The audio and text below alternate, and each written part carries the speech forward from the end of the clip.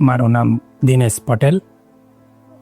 થોડ ફેક્ટરી ઉપર એકાઉન્ટન્ટ તરીકે બેઠું છું ત્યાં, અને ડિસેમ્બર 2000થી મારી જોઈનિંગ છે, અને 24 વર્ષથી આ કંપનીમાં જોબ કરી રહ્યો છું. અને એ જ ડિપાર્ટમેન્ટ છે મારું, એકાઉન્ટ ડિપાર્ટમેન્ટ છે. એઝ એ ત્યાં HOD તરીકે છું, ફેક્ટરી એકાઉન્ટન્ટ. બરાબર. નિલેશ સરને તમે પહેલી વખત ક્યારે મળ્યા? નિલેશના પ્રથમ વખત જ્યારે મેં ડિસેમ્બર જોઈન કરી 2000માં, એના 1 મહિનાની અંદર મારે મુલાકાત થયેલી. અને એ મુલાકાત એવું હતું કે મેં મારી જોઈનિંગ એક એકાઉન્ટ ડિપાર્ટમેન્ટમાં બેંક રિકન્સિલેશનમાં હતી. અને જ્યારે હું આવ્યો ત્યારે અહીંયા મંથલી રિકન્સિલેશન થતું હતું, પણ જ્યારે આવ્યો ત્યારે 12 મહિનાનું રિકન્સિલેશન પેન્ડિંગ હતું. એ પેન્ડિંગ રિકન્સિલેશનને મેં 1 મહિનાની અંદર ખતમ કર્યું અને બધું રૂટિન કર્યું. પણ એમાંથી અમુક એવા કેસ હતા કે જેને મારે સોલ્વ કરવા માટે મારે બેંકમાં જવું પડેલું, અને બેંકમાંથી એ ઇસ્યુ મેં ક્લિયર કર્યા. બસ એમને ખબર પડી કે આ ઇસ્યુ ક્લિયર થઈ ગયા છે અને મંથલી રિકન્સિલેશન અપડેટ થઈ ગયું છે. એ માટે એમને મને મુલાકાત માટે બોલાવેલો HO ઓફિસ. એ પ્રથમવાર ત્યારે કરેલી. અને એમાંથી અમુક એવા કેસ હતા કે જે મેં ક્લિયર કર્યા, કે જેનું મેં બેંકો જોડેથી ઇન્ટરેસ્ટ પણ લીધેલું, કે જે મારામાં રોંગલી ડેબિટ થયેલા અને રોંગલી પછી મેં ક્રેડિટ કરાવરાયા. અને એ પીરિયડમાં મેં ઇન્ટરેસ્ટ પણ જમા કરાવેલું જોડે રહીને. તો સાહેબ ખૂબ બહુ જ ખુશ છે, કારણ કે મને મહિનો જ થયેલો જોઈન કરે કંપનીમાં, અને 1 મહિનાની અંદર સારું એવું પરફોર્મન્સ મારું હતું. તો એનાથી મારા ઉપર બહુ જ રાજી રહેલા. એ વખતે એના એપ્રિસિએટ પણ મને કરેલો. મને તરત એમ કે ભાઈ તમે ક્યાં સુધી તેમની મુલાકાત હતી, ક્યાં બેસો છો? મેં થોર ફેક્ટરી પર બેસ્યો છો. ત્યારે તેમને ખ્યાલ આવ્યો કે થોર ફેક્ટરી પર બેસે. પછી એમનો મારા ઉપર વીકલી એક ફોન આવતો કે ભાઈ રિકન્સિલેશન કેવું ચાલે છે. પછી એમને કીધું તું હજુ આમાં કેટલું અપડેટ કરી શકે છે. તો એની અંદર મેં એને એ મંથલી રિકન્સિલેશનને ડે ટુ ડે સુધી, કાલનું સ્ટેટમેન્ટ આજે થઈ જાય ત્યાં સુધીનું રિકન્સિલેશન અપડેટ કરેલું. અને એ સ્ટેજે આવ્યા પછી એમને પણ એમાંથી આગળ જવું હતું કે આ રિકન્સિલેશન તો થોર ફેક્ટરી થાય છે, એની જગ્યાએ મારે ઓફિસ ઉપર કરવું છે. તો પછી જે મારા અંડરમાં 2 માણસ કામ કરતા હતા એમને મેં ટ્રાન્સફર આપેલી, અને ત્યાં પછી મેં નવા માણસ લીધેલા. સાહેબ મને જ એમની ઈચ્છા હતી કે તમે ત્યાં આવી જાઓ, પણ કમલેશ સરનું એવી ઈચ્છા હતી કે થોડ ફેક્ટરી ઉપર તમારા જેવાની જરૂર છે, તમે ત્યાં રહેજો. પછી મારા 2 જૂના એમ્પ્લોય હતા એમને અહીંયા ટ્રાન્સફર કરેલા. સરનો એવો આ જ ફેઝમાં કોઈ એવો યાદગાર પ્રસંગ તમારી સાથે વાતચીત થઈ હોય, એપ્રિશિએશન એવું ખાસ કોઈ તમે નોંધી શકો? હા, એક અમારો એક રિપોર્ટ છે, જે ડેલી રિપોર્ટ. એ ડેલી રિપોર્ટ અમે થોડ ફેક્ટરી ઉપર HOમાં ત્યાં બને છે.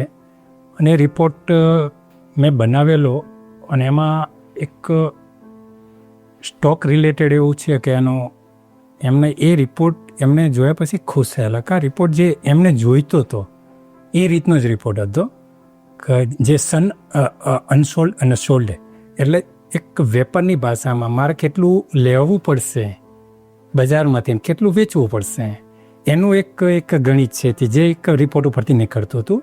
એના આધાર ઉપર એ રિપોર્ટ જોઈને ખુશ થયેલા. અને મને એ વખતે પણ એપ્રિશિએટ કરેલો કે ભાઈ બહુ બેસ્ટ રિપોર્ટ બનાવ્યો, જે મારે જોઈએ છે એ જ આ તે બનાવ્યું છે. ત્યાંનાથી પણ એ મારાથી બહુ ખુશ થયેલા. મને આનંદ થયેલો કે ના ચાલો મેં મારું કામ કર્યું છે, મને કંઈક એપ્રિશિએટ કર્યા છે. મને બહુ ગમેલું, એ વખતે પણ મને બહુ ગમેલું, એ યાદ છે મને. એક બોસ તરીકે નિલેશ સર કેવા? નિલેશ સર દયાળુ હતા, અને નાનામાં નાના માણસ સાથે પણ એમ કે કોન્ટેક્ટમાં રહેતા હતા.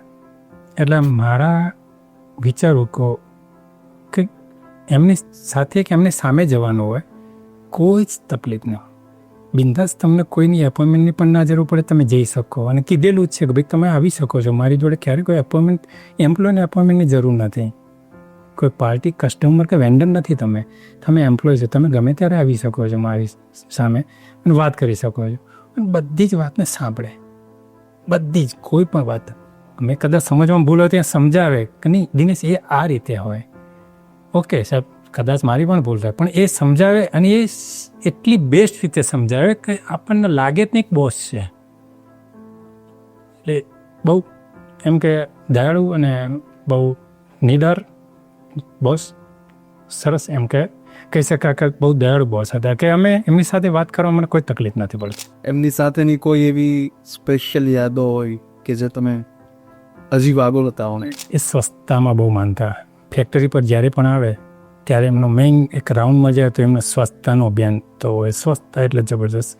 સ્વચ્છતા માટે એમણે એમ કહીએ કે અલગ એક કોન્ટ્રાક્ટ પણ આપેલો કે ભાઈ માણસો એના અલગ જ જોઈએ કે જે બસ આ જ કામ કરે, કારણ કે એડિબલ ઓઇલ છે એટલે એમાં સ્વચ્છતા તો જોઈએ જ. અને એ સ્વચ્છતામાં ધારો કે અમારા સ્વામિનારાયણ સંપ્રદાયમાં એક સ્વચ્છતામાં એક શ્લોક છે આખો, કેમ કે સ્વચ્છતા ત્યાં પ્રભુતા. એટલે એમાં એ માનતા કે સ્વચ્છતા તો જબરજસ્ત. એક એમનો મારી યાદો છે કે એમનો આ એક સ્વચ્છતા બાબતમાં તો એ જલરાય પણ ચલાવતા નહીં. એ કંપનીને આજે એટલી સ્વચ્છતાના કારણે આજે ઘણી બધી આગળ લઈ ગયા છે. સ્વચ્છતા બાબતમાં તો આજની તારીખમાં પણ એ સારું જ છે. એક એવી યાદ છે કે મારા અંકલ પણ ટ્રાન્સપોર્ટ ડિવિઝનમાં જતા. મારા અંકલને કેન્સર થયેલું, થોડ હતા, ટ્રાન્સપોર્ટ ડિવિઝન અલગ છે, એમને કેન્સર થયું. પણ એ એટલા દયાળુ હતા કે આજે એમને ખ્યાલ હતો કે મારા અંકલ થાય, મારો કોન્ટેક કરી વીકમાં 3 ફોન કરે, ભાઈ એમને તમે અત્યારે કઈ ટ્રીટમેન્ટ ચાલે છે. તો અમે જે ટ્રીટમેન્ટ કરાવતા તો એમને તરત ત્યાં આગળ કે તમે અત્યારે એકવાર હું તમને જે ડૉક્ટર આપું એ ડૉક્ટરને તમે મળી લો. એમની સાથે મુલાકાત કરાવી, એમની સાથે મળાવરાયા અને એમને જે ડૉક્ટર કીધું એ પ્રમાણે ટ્રીટમેન્ટ કરાવરાઈ અને ફોલો. અઠવાડિયામાં 3 ફોન કરે, 3 થી 4 ફોન કરે, ફોલોઅપ લે. ભાઈ કેવું છે શૈલેષભાઈને, એમને હમણાં જોબ ના મોકલશો, તકલીફ હોય તો ના આવે, કોઈ તકલીફ નહીં, પણ એમને દવા અને ટ્રીટમેન્ટ થવી જોઈએ, પૈસા માટે કોઈ ચિંતા ના કરશો. જે મેં જોયું છે, કેમ કે મેં મારા અંકલ માટે જે એમને મને વાત કરી છે ને મેં કર્યું છે ને એમને મારી સાથે કર્યું છે કે એ દયાભાવ, એ એમ્પ્લોય માટેનો જે દયાભાવ એ મેં જોયો છે. ને એ દરેક એમ્પ્લોય માટે આવું, એવું નથી કહેતો કે દરેક એમ્પ્લોય માટે એમનો આ દયાભાવ હતો કે જે આજે યાદ કરીને ઘણીવાર આંખમાં આંસુ આવી જાય એમ કે આવા બોસ એમ કે ક્યાંથી આપણને મળે. એ કે ટાઈપના બોસ હતા. એવી યાદો છે, ઘણી બધી એમની યાદો છે એવી. ખાસ એમડી તરીકે એવું બને કે બધા જ માણસો સુધી ના પહોંચી શકે, છતાંય આવી રીતે નોંધ લેવી.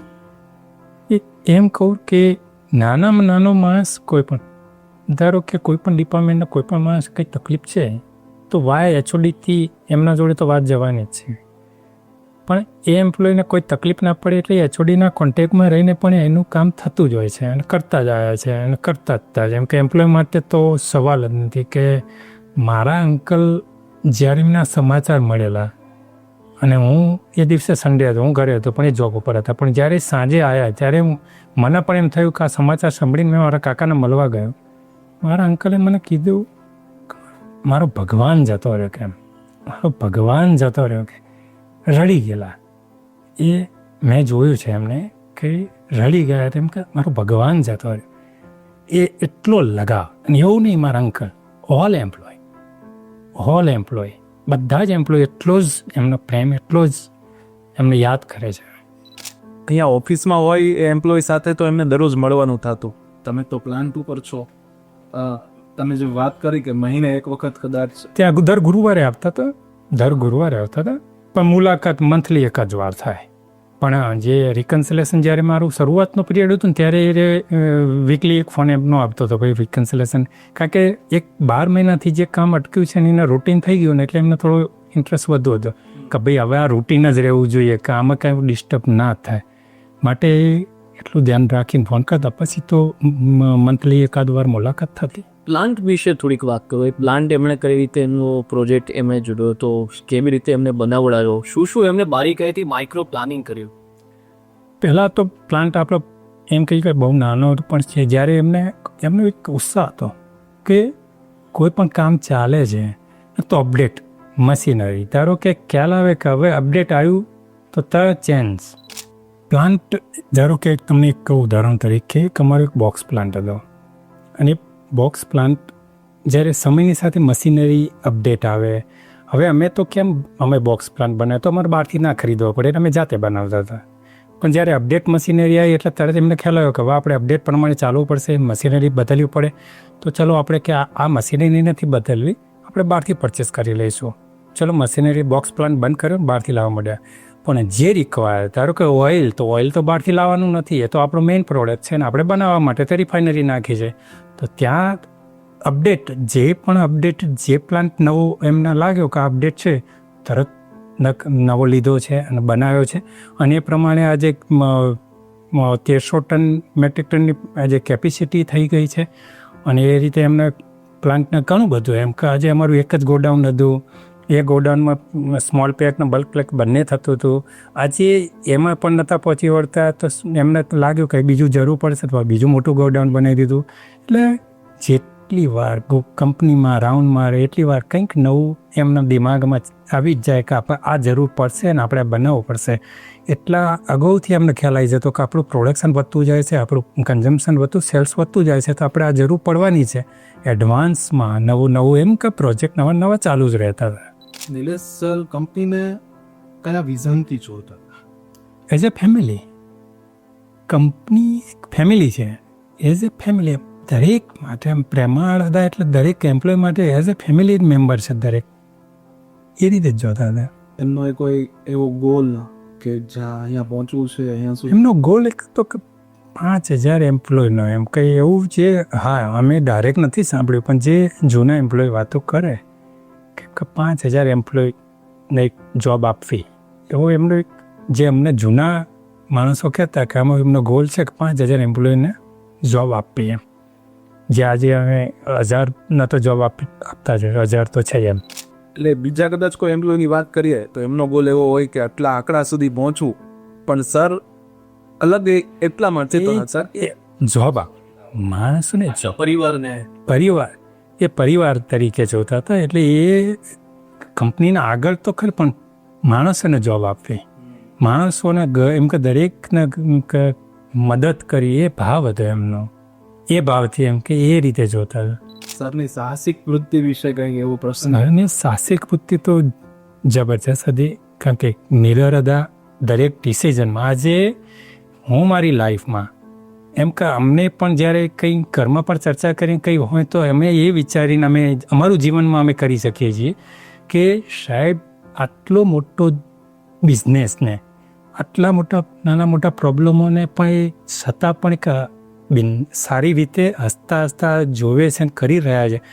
અમે અમારું ઘર ચલાવવામાં અમે નિડરતા અમને મળી જાય. એમનામાંથી અમે આ શીખ્યા છીએ કે એ નિડરતા અમારામાં આવી છે કે અમે પણ ઘરના નાના મોટા પ્રોબ્લેમોથી અમે પણ ડરતા નથી, અમે પણ એ હેન્ડલ કરી લઈએ છીએ. એ આટલો મોટો બિઝનેસ હેન્ડલ કરતા હતા, એના પરથી અમે પણ શીખ્યા છીએ આટલું. એટલા જબરજસ્ત નિડર હતા. એ ક્યારેય મીટિંગ લેતા તો કયા પ્રકારની લેતા, કેવી રીતે તેમની વાત કરવાની સ્ટાઇલ હતી, વર્ક કેવી રીતે કરતા, એના વિશે થોડુંક પ્રકાશ.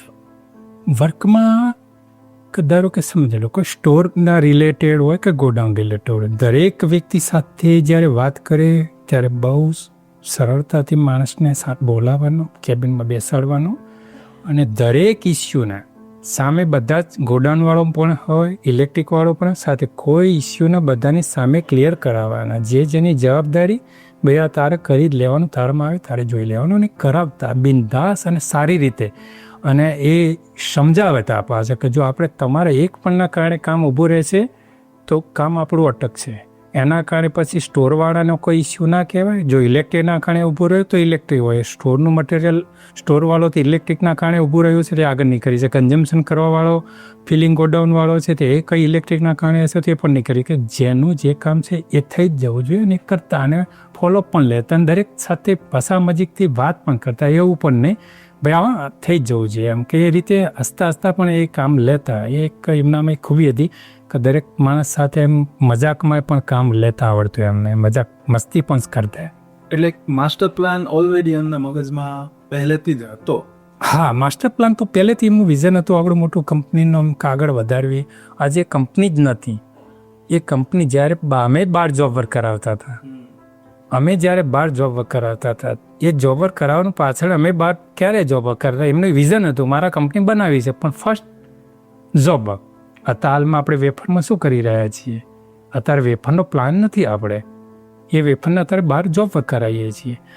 કાલે એનું પ્રોડક્શન વધશે, એમનું વિઝન છે અજીત પ્રિયમભાઈનું કે આ અહીંયા પ્રોડક્શન વધશે તો આપણે પોતે પ્લાન બનાવીશું. એ જ રીતે આ તિરુપતિ એ રીતે જ ઊભું થયું છે. એ જ અત્યારે પ્રિયમભાઈ એ જ રીતે આજે ચાલી રહ્યા છે. એ પણ સારું હોય એવું છે. આજે નિલેશ સરની હયાતી નથી પણ એમના એવા ઘણા વિચારો હશે કે જે હજુ પણ પાયામાં, તિરુપતિના પાયામાં છે. એવા કોઈ આની વિશે કોઈ વાત કરીશું?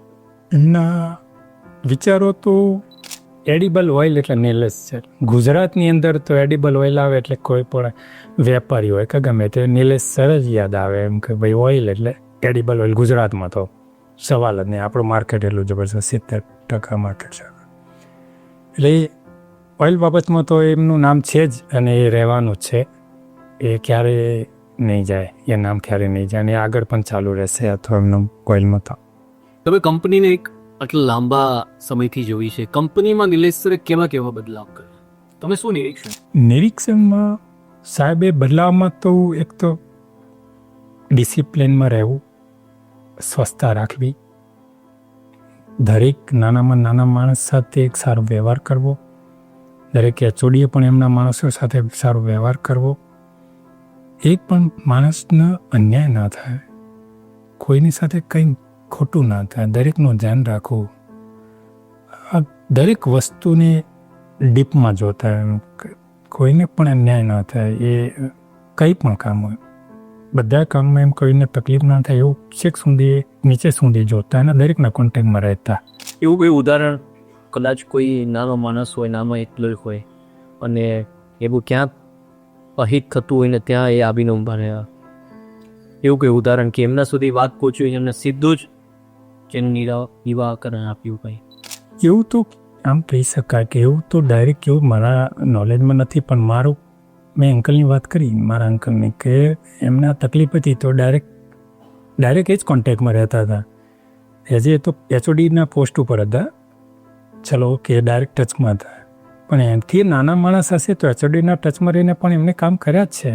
કે એવું પણ નથી કે એચઓડી જાણ ન કરીને એમ્પ્લોય ડાયરેક્ટ એમના એવું એ પણ બન્યું નથી. પણ એચઓડી પણ કંઈ અમારું ત્યાંના દરેક ડિપાર્ટમેન્ટના એચઓડી હશે તો જે આગળ વાત કરવી જ પડશે અમારે કે ભાઈ આનો તકલીફ છે ને એ પ્રમાણે સાહેબ આગળ સોલ્યુશન કરતા જાય છે. અને હવે તો મેડિક્લેમ પણ છે, દરેક એમ્પ્લોયને આજે મેડિક્લેમ પણ છે, એટલે સાહેબ સારું વિચારતા જાય છે અને આજે પણ સારું વિચારે જ છે. બેન ક્યારેક એવું બને કે પ્રોડક્શન તમારે કરવાનું છે પ્લાન્ટમાં, નીચે મેન પાવર ઓછો છે પર જવાબ પણ આપવાનો છે, અને એવા સમયે નિલેશ સરનું એવું ડિસિઝન હોય કે કંઈ વાંધો નહીં કે જોઈ લેશું, અથવા બીજા એમડી કરતા એવું કેવું બીજું વલણ હતું?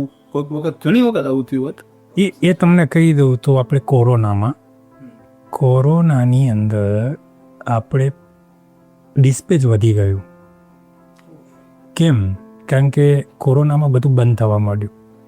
એડિબલ ઓઇલ તો ગવર્મેન્ટે છૂટ હતી એટલે ચાલુ રાખવાની હતી. હવે કોરોનાની અંદર એડિબલ ઓઇલનું ડિસ્પેચ વધી જાય તો સ્વાભાવિક છે પ્રોડક્શન વધવાનું છે.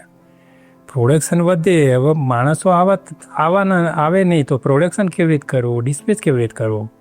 તો એમને નક્કી કર્યું કે જો એમ્પ્લોય એમના જોખમે આપણે ત્યાં આવે ને કામ કરે તો એમને વળતર મળવું જોઈએ. એનું એમ્પ્લોય આટલું જોખમ લઈને આવી રહ્યા છે તેમને વળતર મળવું જોઈએ કે જે 8 કલાકની જોબ કરે એમને 4 કલાક ઇન્સેન્ટિવ આપવો.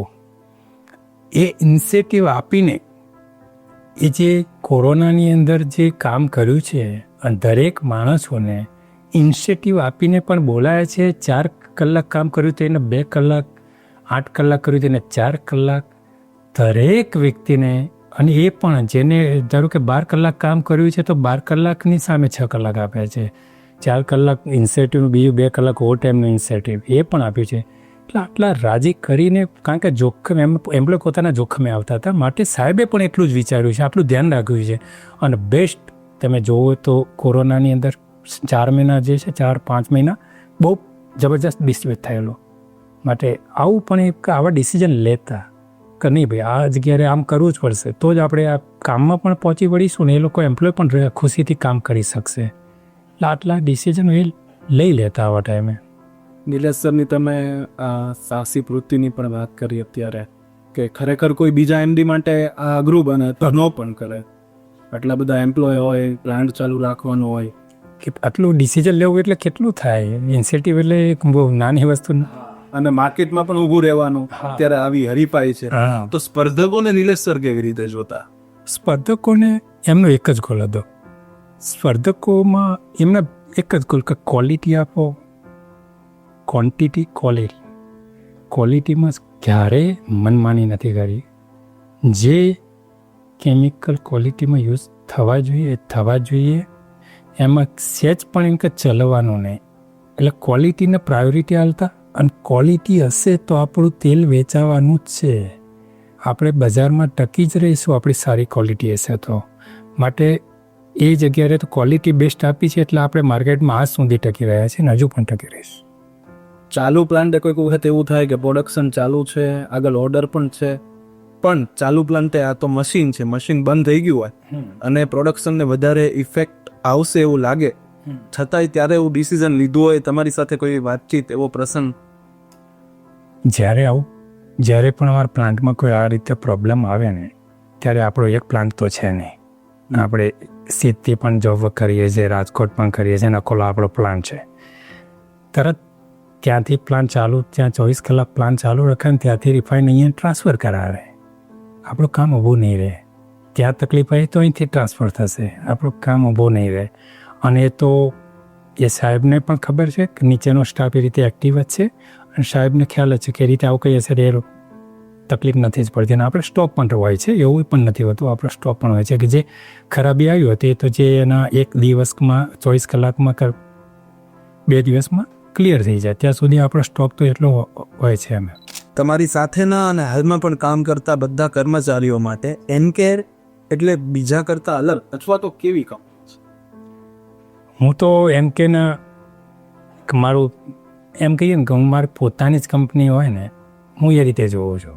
મેં મારી આ કંપનીમાં હું એમ્પ્લોય તરીકે હું જોબ જ નથી કરતો. પોતાની કંપનીમાં આજે હું અહીંયાથી મારાથી જેટલું, મારે એક સ્વામિનારાયણ સંપ્રદાયમાં એક સંસ્કાર છે, તમે પોતાનું માનીને કામ કરો. કંપની પગાર આપે અને કામ કરો એ વસ્તુ અલગ છે. હું પગારને નથી જોતો, હું કામને જોઉં છું અને હું કામને મહત્ત્વ આપું છું. મારા સંપ્રદાયમાં આ શીખવાડવામાં આવે છે કે તમે કામને મહત્ત્વ આપો, બસ, બીજું કંઈ નહીં. એ આ ગુણ પણ નિલેશ સરમાંથી ક્યાંક તમારા જીવનમાં આવેલો હોય અથવા એને જોઈને તમે નિલેશ સરના માંથી તો ગુણ એક તો મને દયા ભાવના, નાનામાં નાના માણસો સાથે પણ સારો વ્યવહાર રાખવો, દયા ભાવના રાખવી, એ ગુણ એક એમનામાંથી શીખવા જેવો છે કે દયા ભાવના રાખવી અને તકલીફ હોય તો હેલ્પ કરવી. એ એમનામાં જે ગુણ હતો એ ગુણ મારામાં એમ થાય કે ના, આપણામાં પણ કંઈ આપણી જોડે જે સગવડ હોય, કોઈને તકલીફ હોય તો એ હેલ્પ કરવી જોઈએ. અને એ દવાખાના જેવા બાબતમાં તો 100%. એમાં તો કોઈનું કામ, કારણ કે જ્યારે દવાખાનું આવે છે ને ત્યારે તમારી વર્ષોની મૂડી પણ તૂટી જતાં વાર નથી લાગતી. માટે એવા કામમાં તો જો તમે હેલ્પ કરશો તો એ બહુ સારું રહેશે. બીજું કંઈ છેલ્લે અંતમાં કંઈ યાદગાર એવો કોઈ કિસ્સો કે જે તમારા હૃદયની બહુ નજીક હોય? અંકલ વાળું તો ખરા જ, પણ તમારો વ્યક્તિગત કોઈ કિસ્સો એવો અંતમાં છેલ્લે તમે કંઈ કહેવા માંગતો? વ્યક્તિગતની પણ એક યાદ એક એ છે કે સર જ્યારે એક નાની સ્ટાફ બસ હતી અને એમાંથી જ્યારે મોટી સ્ટાફ બસ લીધી ને ત્યારે પોતે એટલા ખુશ હતા કે એમ્પ્લોય માટે એક સ્ટાફ બસ લીધી છે તો એમને પોતે સ્ટાફ બસ ચલાવી લે, ફેક્ટરીમાં ચલાવીને રાઉન્ડ મારેલો અને ખુશી વ્યક્ત કરેલી. આ એક યાદગાર પ્રસંગ ખરો કે અમે જોઈને અમને પણ આનંદ થયેલો, કારણ કે અમારા માટે સ્ટાફ બસ નાનીમાંથી મોટી આવેલી અને સાહેબીના ખુશી વ્યક્ત કરીને. એવું નહીં સ્ટાફ બસ, એ ભારત બેન કરીને એક ટેન્કર, એ પણ એમને જ્યારે નવી લીધેલી ત્યારે એને પણ કંપનીમાં રાઉન્ડ મારેલો ચલવીને. એટલે આ એક ઉત્સાહ એમનો હતો આવો કે આવું કંઈ પણ નવું લાવે તો એમ વ્યક્ત કરે, બધાની સાથે વ્યક્ત કરે એમ. એટલે એ તો જબરદસ્ત એમ કે સાહેબનું આ બધું યાદ તો કાયમ માટે રહેશે.